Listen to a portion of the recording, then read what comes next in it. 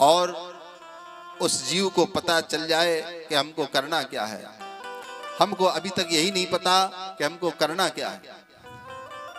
अगर प्रश्न पूछा जाए, बोले बड़े अच्छे मकान बना लिए, बोले बड़े बच्चे पैदा कर लिए इसीलिए आए हो, बोले बहुत सा धन खड़ा कर लिया, इकट्ठा कर लिया और गाड़ियां भी खड़ी कर ली। बोले नहीं, बोले परमात्मा का तत्व ज्ञान प्राप्त करने के लिए भगवान की कथा सुनकर के भगवान के चरणों में रति प्राप्त हो जाए, तब जाकर के ये जीव का मूल उद्देश्य है।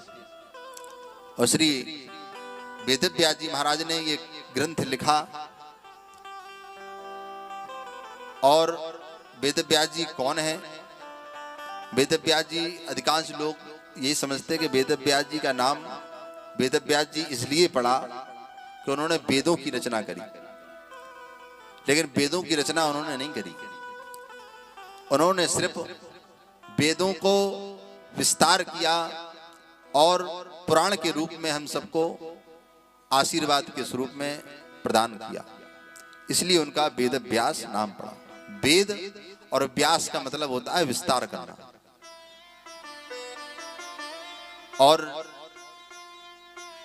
वैसे तो वेदव्यास जी महाराज का पूरा नाम श्री कृष्ण द्वैपायन वेदव्यास जी महाराज है। श्री कृष्ण इनका भी नाम था। कृष्ण भगवान के नाम के दो हुए। एक कृष्ण जो हम सब लोग जानते हैं, भगवान परमपिता परमात्मा, और वेदव्यास जी कौन थे?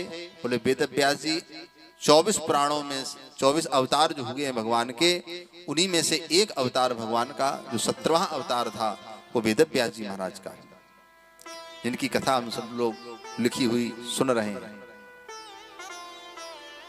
और बोले वेदव्यास जी के पिताजी कौन? बोले पाराशर जी, वेदव्यास जी के महाराज। माता बोले सत्यवती नंदन इनको कहा जाता है।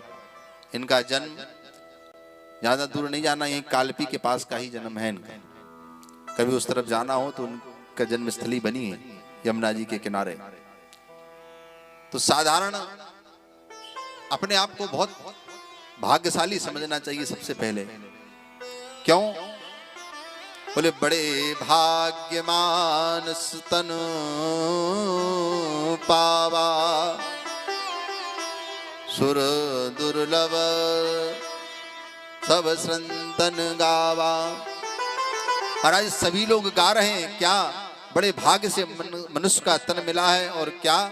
बोले आपके समीप गंगा मैया बह रही।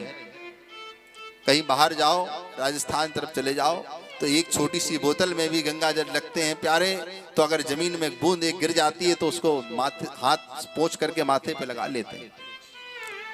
और शायद यहाँ कुछ ऐसे भी दुर्भाग्य होंगे जो गंगा जी होने के बाद भी गंगा जी में स्नान नहीं कर पाते हैं महाराज। ऐसे भी हैं, कहते दिया तले अंधेरा। और वही स्थिति यहाँ पर भी है। यहाँ पर इस क्षेत्र में भागवत हो रही है। इस पांडाल में कितने लोग आएंगे? बोले कौन कौन आएगा?